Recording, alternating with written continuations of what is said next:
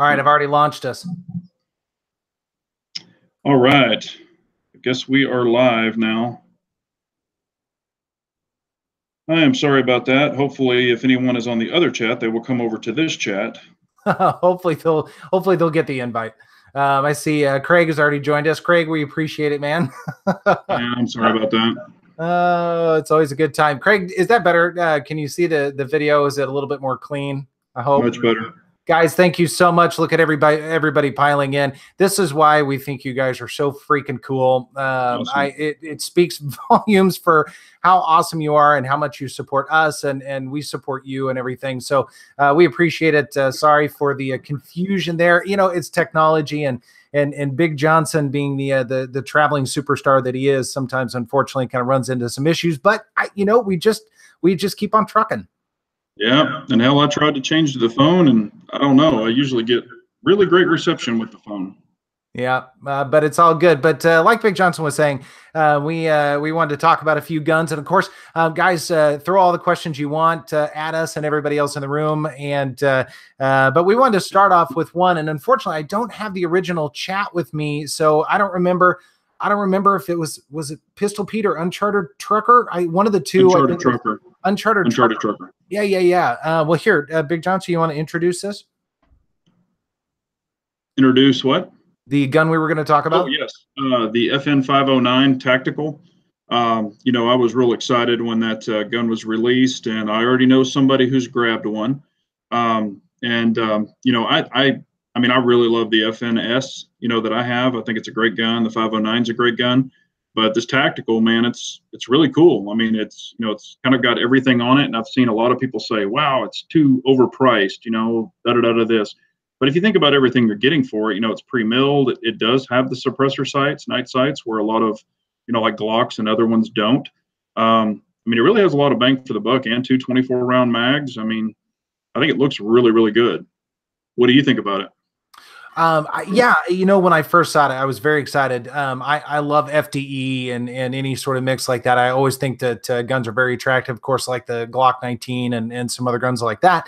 But I too was a little bit hesitant based on the price. But one of our great viewers, Roto's not here right now, I don't think, but he reminded me that even though it appears expensive, compared to some other guns that are relatively similar, like maybe Glock MOSs and things like that, they aren't too much less expensive. And considering everything that you get with the 509 Tactical, like you said, you get the 3 magazines, 2 of which have 24 rounds. That's a lot of pew, as it were. And great sights. You get the plate for the RMR, and the back sight doesn't come off. That was one thing. When I first saw the gun, I was thinking that the back sight, like so many others, like the PPQ, the Q5 match, and things like that, when you take that back plate off, the back sight goes with it. You lose your co-witness, and in this case, you do not.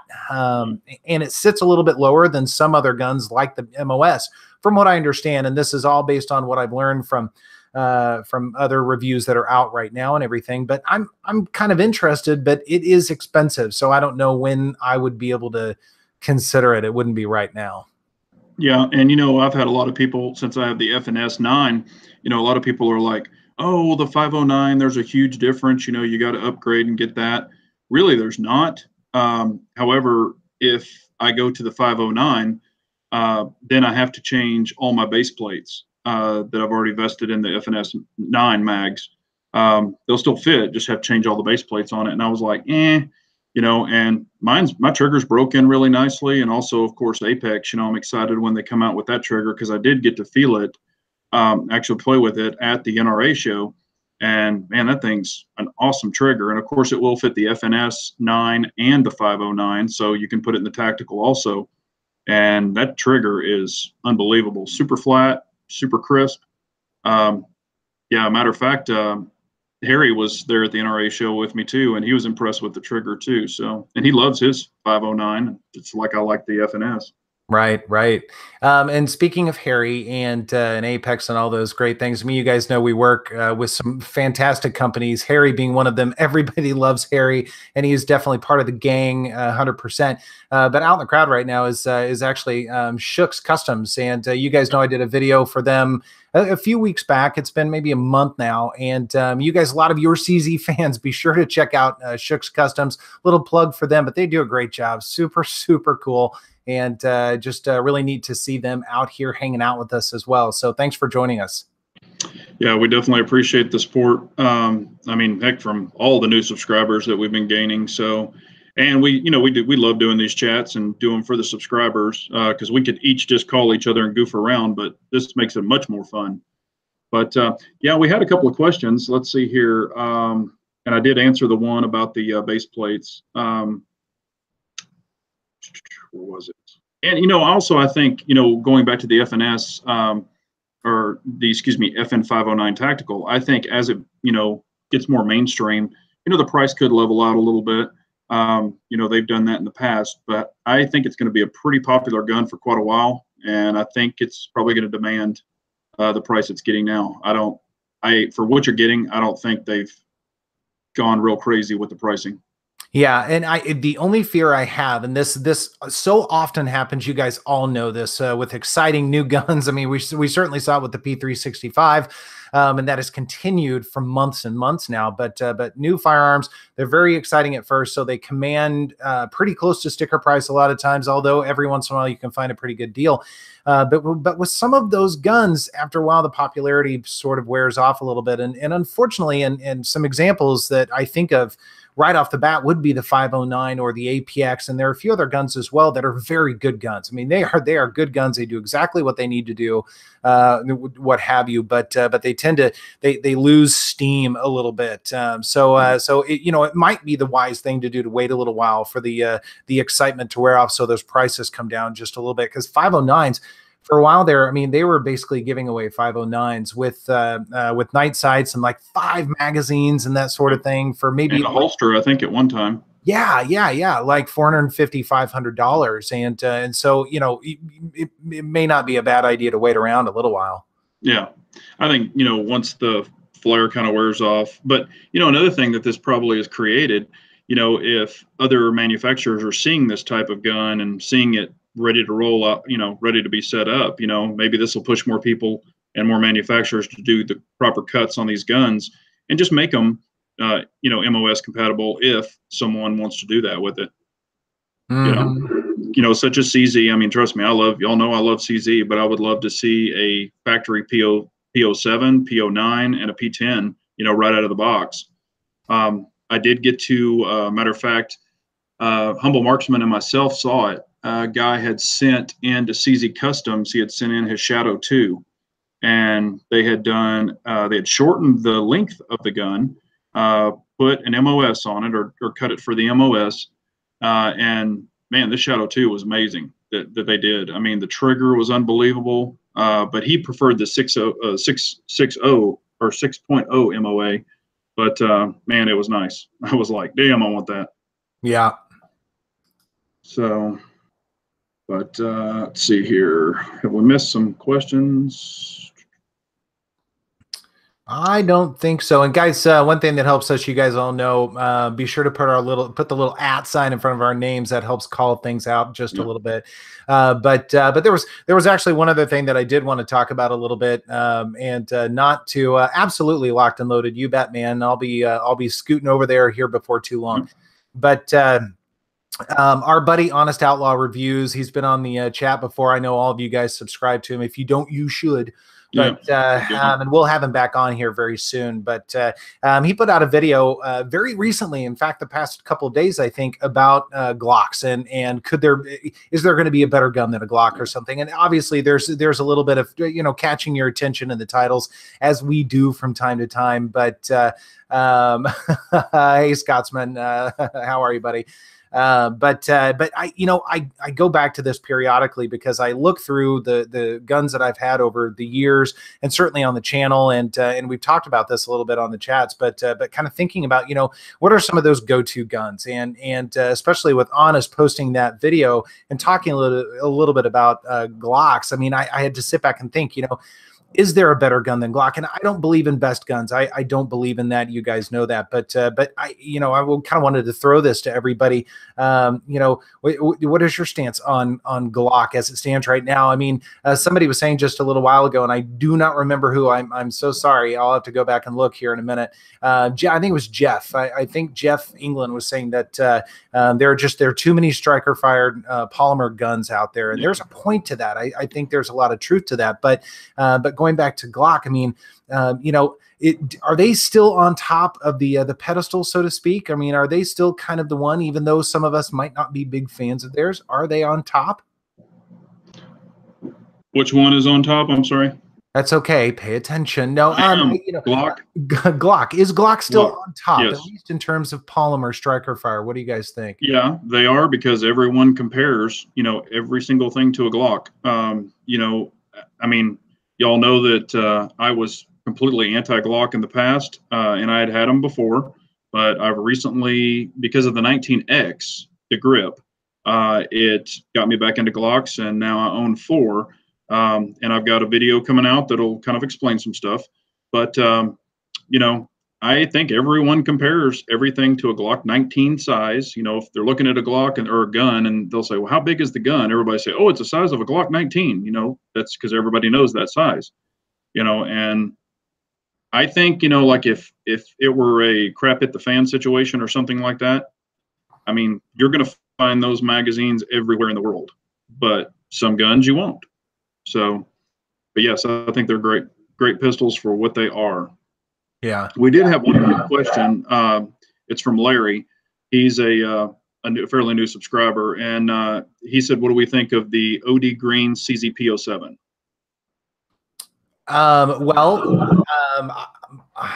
P07s are fine. They're not my favorite gun necessarily. I think they're good. I much prefer the P01. Yeah. Well, I own 2 P07s and 2 P09s, so I'm a huge fan of them. I think they're great. I like everything about them.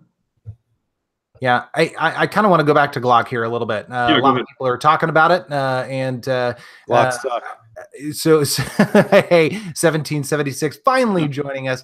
Anyway, so 17, we were talking a little bit about Glocks based on Honest Outlaw's video that he put out the other day, and just kind of posing the question, are they still the best? And I use that in quotes, of course, but for me, they're nothing special. But that's not necessarily a bad thing, because they seem to do everything reasonably well. They typically run. They're reasonably accurate. They've got great aftermarket support. Most people can shoot them, even though they may not be the most ergonomic. I mean, they just kind of do everything well enough. And it seems like there are a lot of other guns that do a couple things extremely well. I mean, they're very ergonomic, or they have a killer trigger, or no pun intended, or whatever it happens to be. But Glocks seem to just kind of, they're right here, I guess I should say. But they seem to just kind of do everything okay and well enough. Yeah. 17, what do you think about Glocks? Well, to be honest with you, I have the 19X, and I'm going to be getting my hands on a Gen 5 19 very soon. So, for me, Glock is kind of an interesting relationship. It's like a love-hate relationship. I love them for a while, then I hate them, and then I get rid of them, and then I love them again and want them back. I think that overall, right, it's like anything else. Everything is a cycle in the gun industry, and just in the gun world, I guess. Right now everybody's really hot on the P10, and I've owned 3, and I have no desire to own any more P10s. I've had too many issues with them. I think until those issues get completely fixed through all of their handguns, I wouldn't go back. But with the Glock, there's just something about, it's like owning the original. I don't know, what could you compare it to? Maybe an original Coke bottle. Where it's just sitting on your shelf there for years, and it's one of the originals, and it's a kind of like an antique, but very valuable. And the Glock, to me, kind of fits that role. There's something ugly but modern about it, and I think it's kind of that modern ugliness, I guess you can call it, that I love about them.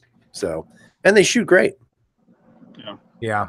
I've always thought the trifecta, at least in my collection of polymer, and I like a lot of them for sure, but the trifecta seems to be the Glock 19, the P10C, and the M&P 2.0C. I love those guns almost equally. And I can find things that I absolutely love about each one, and then a couple of quirks, of course, with each one. And then the Steyr would be a very, very close fourth, very close fourth. And on some days, I just want it and nothing else. So it's kind of funny how we gravitate towards some of those things. Yeah, like, and out of the box. Go ahead. No, go ahead. I was going to say, out of the box, you know, like if it were a Glock or a P10C, I shoot the P10C much better, you know, just right out of the box. You know, it just fits better in my hand, and I like the ergonomics better. But I mean, as far as Glock for what it does, there's nothing wrong with it. And the aftermarket support is unbelievable. We all know that. You know, it's the Lego of guns. You can do what the hell you want to with it. And everybody and their brother has 15 different things for it. You know, hopefully the P10C and some of the other ones will come around and get the support, you know, like they need, and readily available, not just one or two people only carrying it. Right. And I think that's kind of the biggest issue I've had with the P10 is just simply the fact that it's been very slow to get a lot of aftermarket stuff. And I can't even really say that. You know, like the sights are kind of a pain in the ass. You know, not many manufacturers make them. I know if you saw Coda Boy's video, he was kind of talking about that with his P07 and his P10. And it just really isn't that, you know, maybe it's not a big deal for most people. And I know there's a ton of people out there who've had really, really good results with the P10. And I shot the P10 very well, but I couldn't trust it anymore. It just, for me, it didn't work. And, you know, I actually thought about buying another one, and I held off and went a different route. And, you know, I can live with that decision.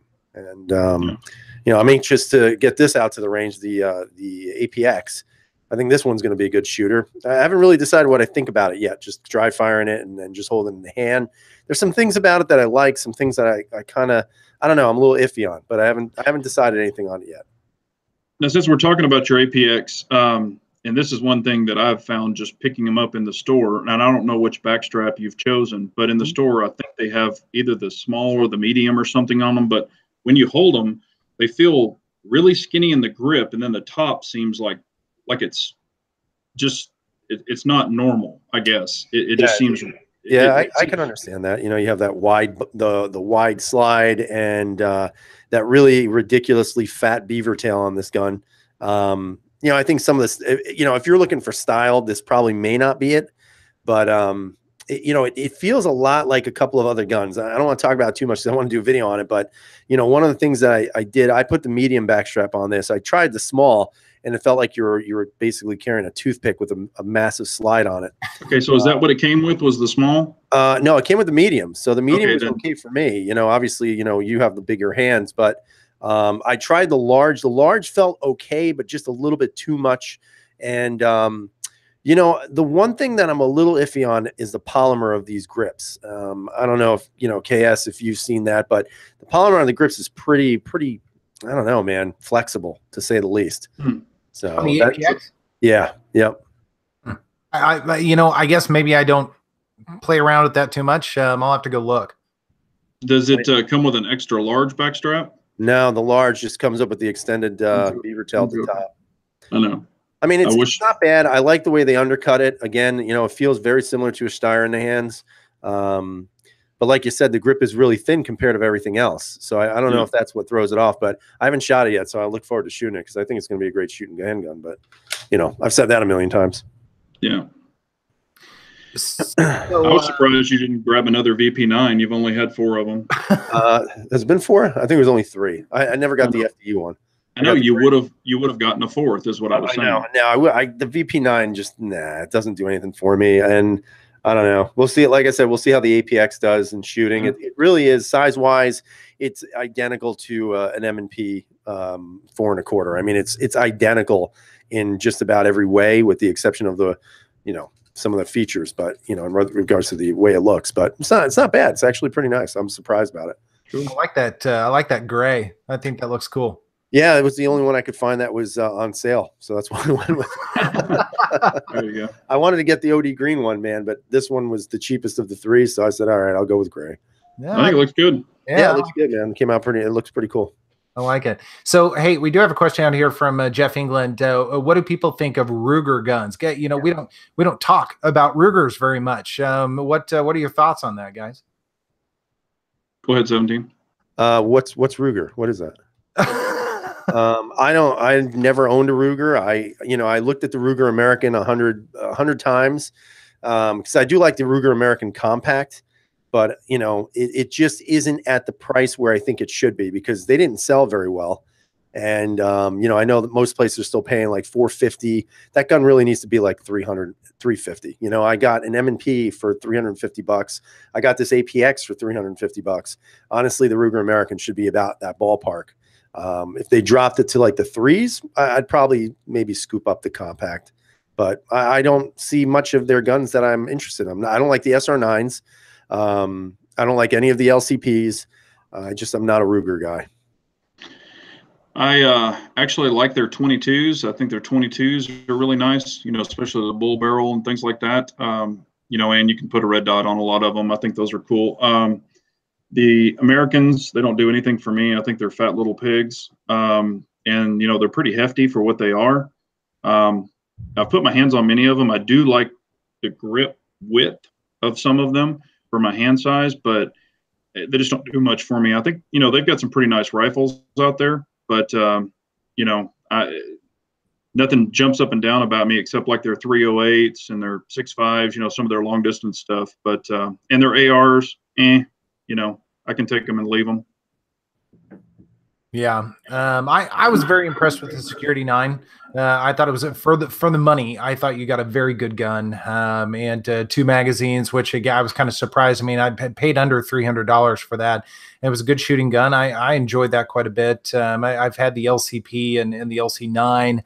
And those were good guns as well. I mean, that's about sort of the extent of my experience in the Palmer world. But the SR 1911, I had a couple of those, and they were for the money for 1911s. They're pretty basic, but they are very good quality for the $700-800 range, sometimes a little bit less than that. I mean, that for a decent 1911, that's not too bad at all. So I think there's a place for Ruger. I really do. Yeah, and like we talked about before, or the idea I came up with, if they would put the Security 9 along with the new Ruger carbine and offer it as a set, maybe matching serial numbers or something like that, where they're mag compatibility, I think that would be a really good thing to go with. Or even an LCP2 and a Security 9, as a package. I think that would be a good deal. So you could have a small carry gun and a home gun if that's what you wanted. If they kind of did some stuff like that, kind of thought outside of the box, that might be a pretty good deal to do. And I know a lot of people, some people like their, their revolvers and stuff like that, but I don't have a lot of experience with them personally. Yeah. So, let's see here. Hey, can I bring something up really quick or? Sure. No. All right. I won't do it. I'm joking. Do it anyway. I know you turd. So I don't know if you guys saw this, but have you guys seen that down in Florida where the guy in Pinellas County was shot by another guy and the guy claimed just stand your ground law. So they didn't prosecute him. Basically what happened was a guy got out of his car. I guess he had parked in a cap spot. So he went in the store, convenience store, to get a couple of things and, run out. You know how that is. You run in, run out of a convenience store. Nobody's going to go food shopping there. And so I guess when he was in the store with his kid, this older gentleman walked over to the car and started screaming at the lady, saying, you need to move. You're in a, handicapped spot. And then, of course, it escalated into like a verbal assault. So the guy comes out of the store. He sees this dude yelling at his wife, so he literally runs up to the guy and pushes him as hard as he can. The guy falls over. Guy pulls out a gun and shoots him. So the old man does? What's that?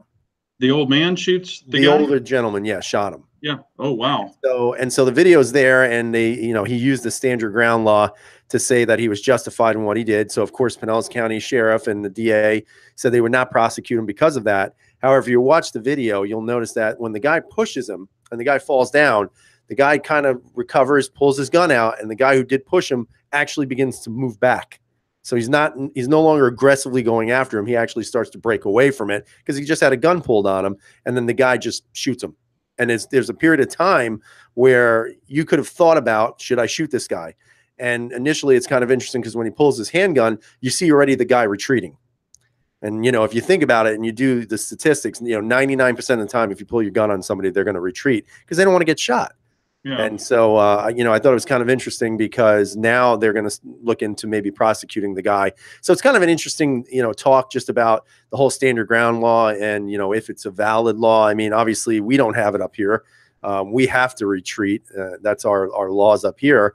I believe in the stand your ground law, but I think it's a very, there's a gray line there somewhere where at some point, if you're a gun owner, you kind of have to be a little bit more, I think, responsible than just pulling your gun and shooting. If you pull your gun, there has to be some sort of forethought into saying, what am I going to do next? Yeah. And yeah, I understand you may not be in the right mind of thinking that way, but if you pull your gun, it's business. And you can't just pull the gun, shoot at somebody, and then claim I was fearing for my life, because then the people who are going to use that in a valid way, I think, are no longer going to have the ability to do that, because people like this, I think, overreact in that circumstance, Yeah. Well, I mean, it was an assault when the guy put his hands on him. However, he could have pulled his gun, saw what the reaction of the guy was going to be. If he starts coming at him again, then right, then you shoot him. Right. Exactly. But if the guy's like, whoa, whoa, whoa, I don't want any part of it, then the guy could have, put the gun away and left. But, the moral of the story is that teaches you not to park in freaking handicap spots when you're not handicapped. Yeah. That shit pisses me off. That's the whole moral of the story. Yeah. Well, interesting. Harry does say, and I agree with that, if you do carry a gun, you should avoid at all costs any kind of interaction that could escalate. And I know some people might say, no, I'm not going to do that. I'm a tough guy. All right, well, good luck in court. That's just the way I look at it. I mean, if you have to pull your gun, it should be one of those situations that you're not looking for, that someone else is doing that to you. In this case, he was actually looking for an issue where he approached that car. I mean, he wasn't the manager. He didn't own the parking lot. Mind your goddamn business, and move on. If you want to do something, go in, talk to the manager, have him call the cops. Yeah. But he injected himself in that situation. And, unfortunately, a guy lost his life. It wasn't like he was a criminal. He wound up defending his wife. And, I think that's I think that's a dicey one, man. I'll be honest with you. Well, what if the tables were turned and say the guy is banging on the window, yelling at your wife, and you're a carrier? Right. The guy could have walked out and shot the older gentleman, and been like, hey, he was assaulting my wife when she's in a car and he hasn't broken the glass or anything like that. It's just a weird thing, but I know we all carry, and that is the thing you got to think about. I've since I've been carrying so long, it's like a whole different mindset, where you would fly off the handle maybe before when you were younger and immature and road rage crap. Now you're just like, what, I'm going to be the bigger guy and let this fool in or whatever. Right. And try to de-escalate it, not try to ramp it back up, and I think that's this proper mindset to be in. But that situation, who the hell knows what could have happened? I mean, if somebody's going to come up and put their hands on me personally, now one, I wouldn't be at that window, but if they're going to come up and put their hands on me, we've got an issue. Right. And at that point, I think you have a right to defend yourself. But at the same time, if you're the one who's going after that person and verbally going after them, then you have to expect that there's going to be an interaction that is not going to be a positive one. Yeah. I mean, the guy, ultimately the guy could have came out and said, hey, can I help you? What are you doing at the window? And, not ran up and pushed the guy down. Right. That's true. I mean, it's always a Monday morning quarterbacking, Yeah. Yep. And, I was going to say, that's just a bad situation all the way around. And again, I apologize. Everybody that's on this chat, I apologize about the internet connection at the hotel. I deal with this crap sometimes, so I appreciate you coming over to KS's channel and getting this squared away. And then this just 2 days ago, I actually, because I did pick up a couple of handguns, and I finally got the approval from the wonderful judicial system here in New York State. So I'm still waiting on, I think, 4 or 5 more. And interestingly enough, there's no order. So the guns I got, I put in later. So I'm still waiting for guns that I put in earlier. It's insane. So I wound up sending a letter to the district court for this area, and just running through a list of how these, whatever you want to call these, because they're not laws, these arbitrary things they're doing are hurting the people of this county. And I basically played it off on the fact that you have people who are losing income as a result of this. So I named a couple of people that I know who are involved in the gun business, and they're losing money because people are refusing to buy guns that they have to wait anywhere from 4 to 12 weeks for. So I'm waiting to see what the response is. So far, I've not gotten a response. I know that's shocking, but I've not gotten a response back from this judge who oversees this area. And I'm interested to see if he'll ever communicate with me. Right now there's a couple of rumblings in New York State, because obviously there's a talk about Kavanaugh being appointed to the Supreme Court. And if that happens, the local gun folks around here are actually going to go and do supposedly a lawsuit against New York State and Andrew Cuomo on the SAFE Act. And they're hoping that'll get pushed to the Supreme Court. And ultimately, the Supreme Court will rule that the SAFE Act was illegal when it was passed. So it's getting interesting here in the gun world. So I'm hopeful. Yeah. Do you think about, one of the things that, and you and I have talked about this because of the state that you're in, but, like the poor firearms, dealers there that sell, I mean, good Lord, your guy has to freaking store. He might as well have a storage facility of guns, because, just like if you're a small storefront, now you have to have a huge warehouse to keep all this crap for 6 months or 6 weeks or 8 weeks or whatever. Yep. You can't rotate your stock in because you're holding everybody's crap. Exactly. And that's ridiculous. I mean, right. If I was a store owner there, I would be like, look, the government has to pay me taxes, to hold this extra inventory, because basically he's a storage facility. Exactly. And I think that's why I put in that letter specifically that this, and you can't call it law, like I said, because what they're doing is not in the law books. So I played it off on this idea that you're basically punishing someone by doing this and not allowing them to earn an income. And any lawyer who has any merit, who would want to do this pro bono, because none of us have money to pay the lawyer, if they took that to court, New York would lose in a heartbeat, because whatever they're doing is not in the best interest or the protection of all of the citizens of the state. So that automatically would be ruled as unconstitutional. And I'm not a lawyer, but I got a pretty good background. You play one on TV. I know, I play one on TV with my beard and mustache. But we just need a good attorney to come in and roll some heads here. And so far, we haven't been able to track any of that. Thanks, NRA. Thanks, GOA. That's because they're all liberals. Well, that's why I always get pissed with the NRA and the GOA, because, they talk a lot of shit and they talk a good game, but you don't really see them organizing here. And right now we're kind of on that edge of, we could actually make some ground here, but we need to have somebody who's got a little bit of power and who's willing to come in here and start, kicking butt and taking names. And honestly, we're at that point. We just need someone. We need help. That's what we need. We just need a little bit more to get it to the courts so we could destroy this ridiculous crap that's going on here. Yeah, KS and I don't have to deal with that. We can go in and fill out one form and show our CHL or LTC, and we can walk out with 15 guns or a truckload of guns if we want to. Right. And the best part is, I can't walk out with a 9mm, but I can walk out with a 308. Right. Like, how the hell does that make any sense? Well, and I think it's really stupid. And I've said this before on videos, in Texas, I can go to Kansas, where KS is, and I can buy a long gun or an AR, multiple magazines and everything else, but I can't buy a pistol. Just like what you said, but it's like, okay, what's the hell's the point of that? Yep. It's just stupid. It needs to be across the board. We can just be free and do what the hell we want to do. All right, that's enough politicking for now. Yeah. So the other thing I was thinking of too was like, because right now I got 3 full-size handguns on my table. One of them that's not, I don't know, I guess it is a full size, but it's really not. And I was kind of playing around with them a little bit before I got invited onto the chat, KS. And you know, I noticed that, you know, the VP9, now you got me saying the VP9, the APX, the M&P 2.0 and the Glock 19X. I mean, they're all very good in regards to the way they feel. I would say the one that I think feels the least favorite is definitely the 19X. Even though it still feels really good, you can definitely tell the difference of ergonomics between the three. You know, the Apex is weird.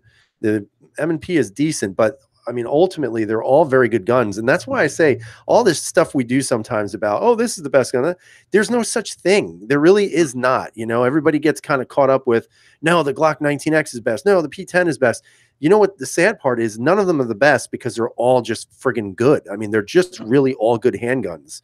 And I think we're just so lucky to have the options that we have. And, you know, I'm to the point now where I can't even say which one I like the best because everything I get, I like, you know, and it's just one of those situations, but I don't 31 flavors. That's a good thing. Mm-hmm. What do you think about the KS? You hadn't said much because you hadn't been able to. I know, right? I'm sorry. Am I taking over? It's all good. You're rolling the roost. I'm mute right now. No, you guys know how I feel. I firmly believe there's no such thing as best. And you know, we have a lot of fun when we test guns and bring new guns onto the channels and into our collections for whatever period of time. Sometimes for a very brief period of time, and sometimes for what turns out to be a couple of years, whatever it is. But I say again, there are things that I like about every gun that has come across the table. Even my least favorite of them all, the car, I just didn't. That gun, it was not for me. But there were good things about the gun, and so I always say I see why other people like it. I mean, there are just things to like, and that goes with any gun. And so it's a matter of finding those different nuances and highlighting those and you know, focusing on that sort of thing. And if there are opportunities to dial it in and throw some different aftermarket parts on it to make it a little bit more I mean, all the better. And it's I think that's part of the fun. Yeah. And, you know, like music said, and that's what I've always said, you know, the best gun for you is the one you shoot the best, or the one that works for you. So yeah, kind of in a nutshell. As far as rifles, you know, we don't talk that much about them, but is there any, and I know that y'all have some stuff coming up the pipe, but is there anything that y'all are really wanting as far as a rifle? Because I've got something, that's why I was wanting to bring it up, but anything that y'all are excited about or want to get? Specifically about rifles? Yep. Well, I'm currently working, it's not really a rifle. Technically, it's a pistol, but a rifle caliber. I did a little sneak peek on the chat last week about that, so I'm having a good time with it. It's a lot of fun. It's a sweet shooter. It's freaking loud, but actually goes very well with the can, which is kind of nice. So, there you go. yeah, I'm not opposed to getting into some more longer guns. The only problem is, you guys know I work with an indoor range most of the time, so that kind of it doesn't make it quite as much fun. I mean, I've only got 75 feet to work with, and so you know, the actual long guns, to me, it's not quite as exciting. Yeah, and we know what 17 he's been playing with. Yep, and that 308 has some kick to it, boy. Holy crap! Yeah. You know, especially when there's no muzzle brake on an 18-inch barrel. So, yeah. And that's because you don't live in a free state. Exactly. And the one thing that I have to say about the whole rifle thing is I give a lot of respect to people who shoot them very well. I am not a very good rifle shooter, that's for sure. So I got a scope for it. So I'm going to take it out again and, you know, see if I can improve my shooting, because it just was it was a train wreck. So you know. But, you know, I'll do better next time. It's all about practice. Well, I mean, every time you shoot it, you'll probably shoot it better each time. You know, that's just something you have to get used to.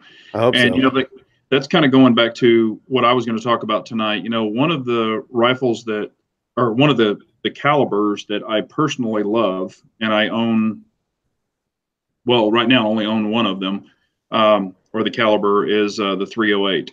I'm just a huge 308 fan. I love the thump of it. I love to feel it. You know, you know, I can shoot ARs and I like them, but it's just like ping, ping, ping, ping. You know, I like the thump, you know, shooting it outdoors or indoors. And I'm really, really wanting to grab an A10 or something to that effect, and I wanted to get kind of some opinions from different people. There's a few that I've been talking to some people about that I really want, but I just kind of want to hear what the subscribers think, about the 308. And a lot of people say, no, don't get the 308, get the 6.5. And I agree, they're pretty much, very similar, but I'm just an old school guy. I just love the 308. You could find the ammo anywhere. And I just want to get some opinions, what people think about 308s and which version they would get. So yeah, we're getting 300 Win Mags. I know a lot of people love those too, but like I said, I'm just a old 308 guy. Now, what did you think about the M1 when you shot it? The weight and everything. It was an interesting thing because, again, you go to the indoor range here because there's nothing around. I got to take it to an outdoor range in a couple of weeks, but the setting wasn't ideal. I didn't have any bags. I didn't have anything really to hold the rifle and to really get a good feel for it. So I was actually holding with my arms for the most part. And, I only took 50 rounds with me. And after the 50th round, I packed my shit and I left. I was done. I was physically done. The rifle's 10 pounds, man. So you're holding that 10-pound rifle. It's a full walnut stock. The first time I shot it, I was like, God, I love this rifle. And the last time I shot, I was like, I'm glad I'm putting this rifle in the case and going home. Because look, I'm not gonna lie to you guys, it beat my ass. It absolutely beat me up. It was an interesting day, but that just goes to show my lack of experience with rifles, at least large caliber rifles. 5.56, 7.62, no problem. It's a different world. That 308 and just being able to absorb it, being able to shoulder it correctly, being able to get the cheek weld on there just at the right spot. And I felt that that's where I was having my biggest problem was just the way the buttstock is cut. I just didn't have the reach that I wanted. So I had to kind of crunch myself into it. But again, it's just going to take work, and just some dedication to it, and probably shoulder surgery later. But other than that, it's going to be fine. Okay, well, Gerald has something to say. He said his daughter shoots a 308.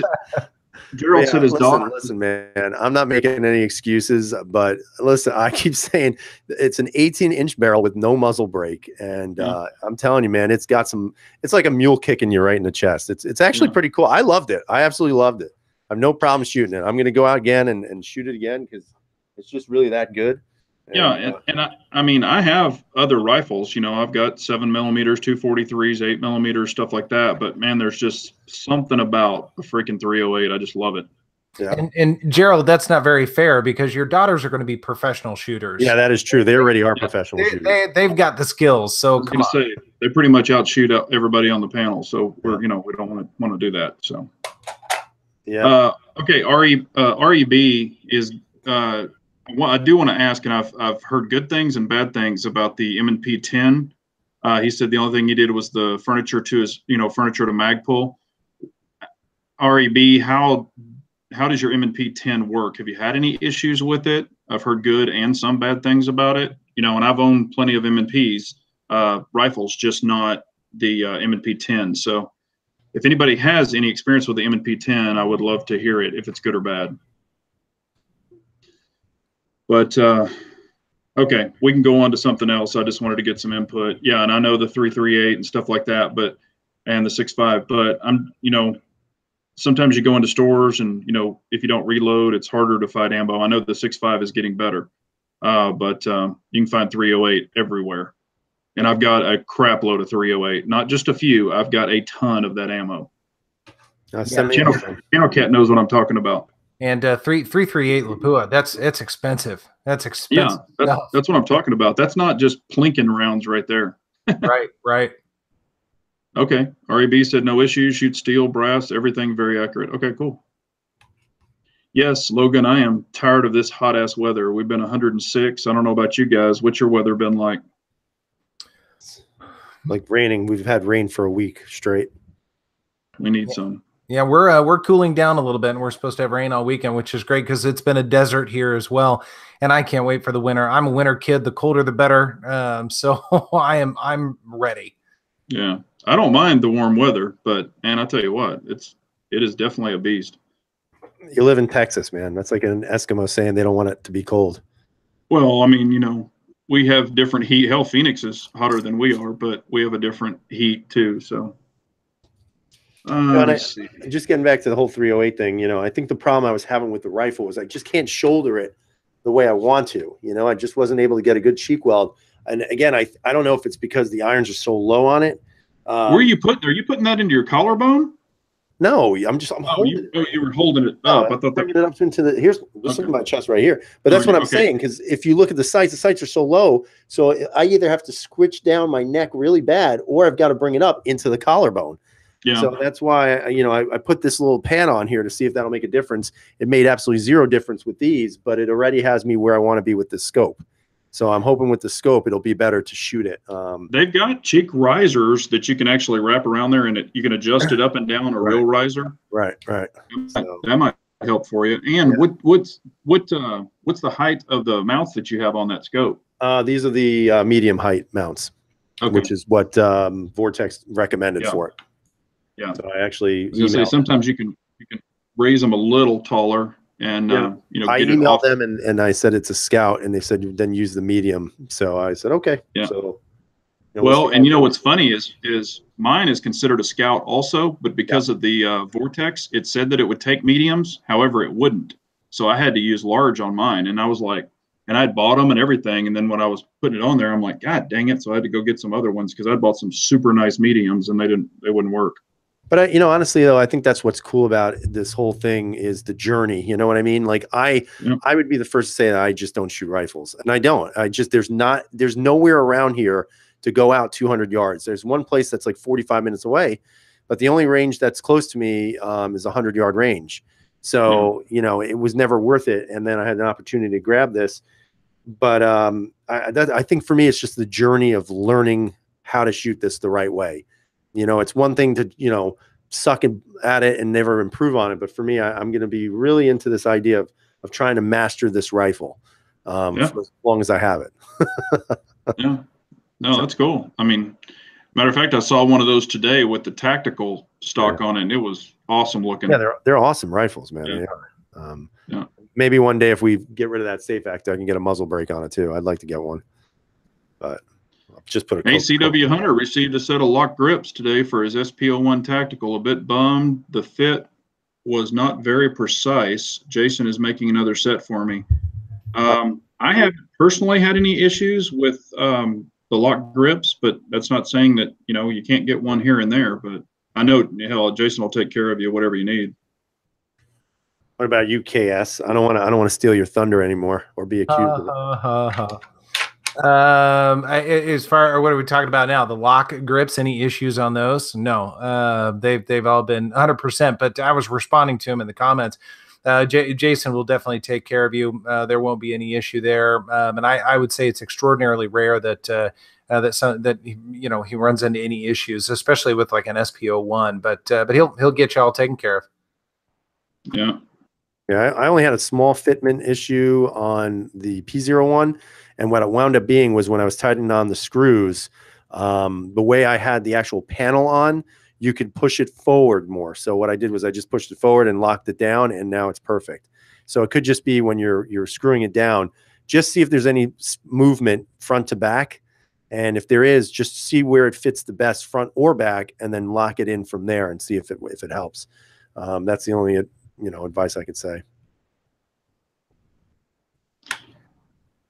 Yeah, and a lot of people are talking about slings. All you need is a sling for that and stuff like that. When y'all get slings, or what sling are you going to consider on that one, or are you right now? I haven't even really thought about it. I just like to be able to shoot it well. And like I said, if I had to run out of my house, as much as I love this rifle, I don't think I'm going to grab this one. It's just, if you fall in a lake, you're drowning. Let's put it that way. Yeah, I've got a better portable rifle than this, but I can't say what it is. Yeah. What do people think of Beretta M9A3s. I wish I could get one. Threaded barrel. It's out. There will be a review coming in the next couple of months. Music. Can't wait. There you go.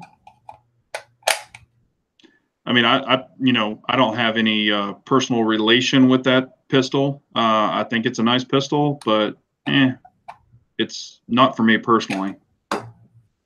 They're coming out. Yes. C. Kim is bringing up a point. He wants to try the Tavor 7, which is in 308, and I have been looking at that also. I don't think it's available yet, but that's something that's definitely an interest also, because, I think the Tavor is kind of a great little setup, but that's one I would actually look at. And I'll go ahead and say one of them I'm looking at or thinking about is the Q-Fix. If anybody's seen that, now, of course, it's bolt, but it's man, that thing is an awesome freaking rifle. I've been doing a lot of research on it, but the handle on it, the little grip where you pull the bolt back, man, it looks tiny. And I don't know if they don't have an adjustment or where you can put a larger one like you can on a 700, but I think it's pretty cool.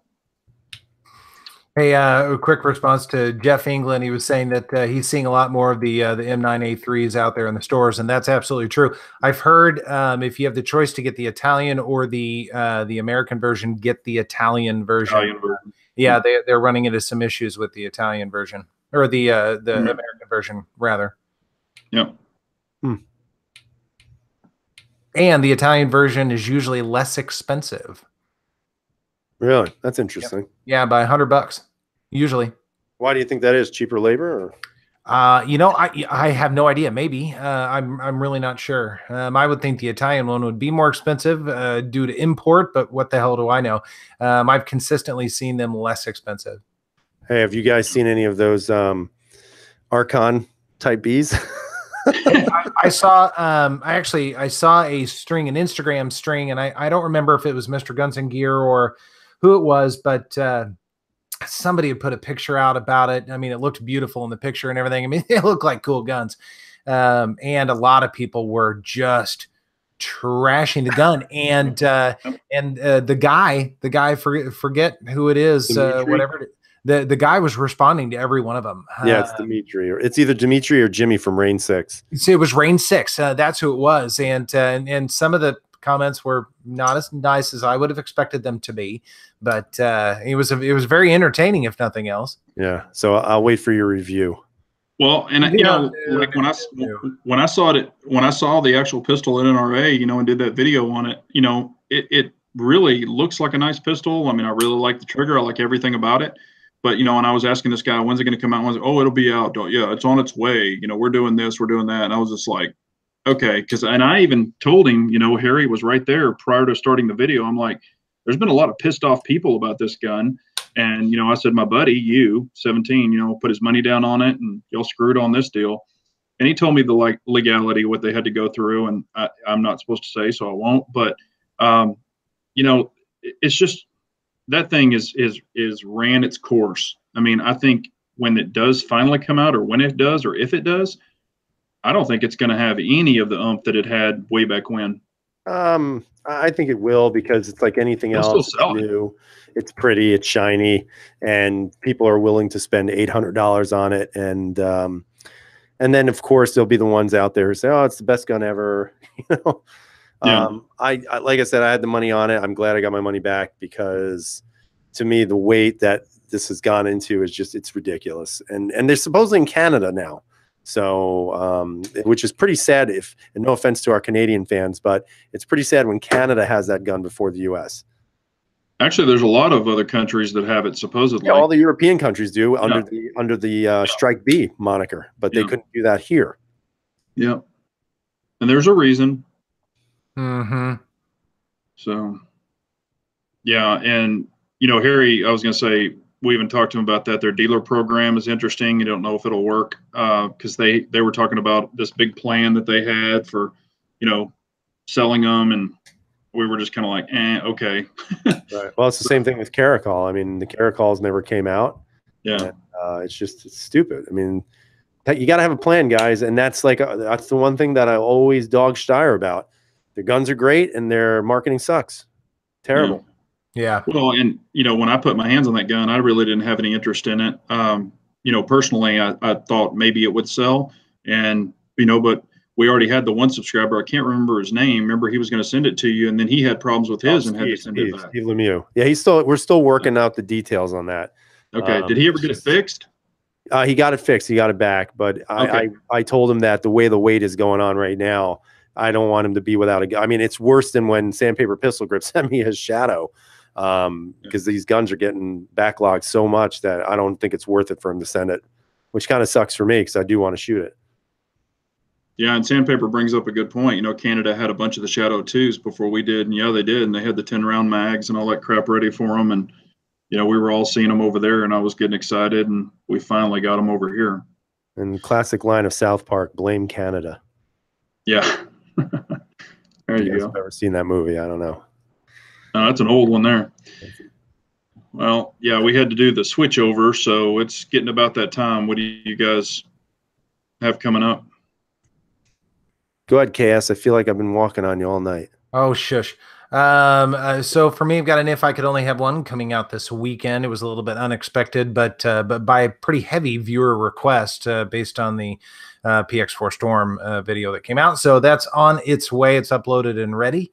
Some product stuff I've got to get off the table. So there will be some product videos, and I try not to do too many of those, but there are a few, and I'm excited to do those. And then working on all sorts of stuff, and hopefully I'll be able to release some stuff here before too long. So we'll see. Cool. Well, I've been testing a whole bunch of stuff. If you follow me on Instagram, you've probably seen a bunch of it because I have not done video reviews on it. And the video reviews will be coming out probably 1 or 2 of them maybe next week. And be getting some stuff out there for that. So far, everything that I've received, and some of these I've been playing with for a couple of months, actually. I'm really impressed with them. One of them, not so much, but we'll get into that. And that's what I have coming up. So, and please, if y'all aren't following all of us on Instagram, please do. We all kind of do sneak peek stuff, and but that's it for me. What do you got, 17? I'm going to be doing the APX. I'm actually going to be taking a break for a little while. Not too long, maybe a week and a half or so, 2 weeks. I'm going to be going on vacation with the family, so I don't plan on doing anything. Well, good. YouTube. I may pre-do some things before I leave, but I'm probably going to do just the tabletop of the APX for now. And then I do have a couple of things coming out that who knows when they'll come out. That's all I can say. I got some guns that are waiting. Can't wait to get them. And once I get them, you guys will see them and you'll hear what I think about them. And hopefully you'll think it's valid. Other than that, that's it, man. Cool. Well, like Big Johnson said, it's getting towards that time. But as always, guys, thank you all very much for joining us, spending your Wednesday evening with us. We really appreciate it. And we look forward to joining you next week. Yeah. And I apologize again about the internet. Stuff happens, and, but KS was saving the day for me. So I appreciate that. You're my hero. All right, guys. Have a good evening. All right. See you, fellas. Y'all too. Later. Carry on, everyone.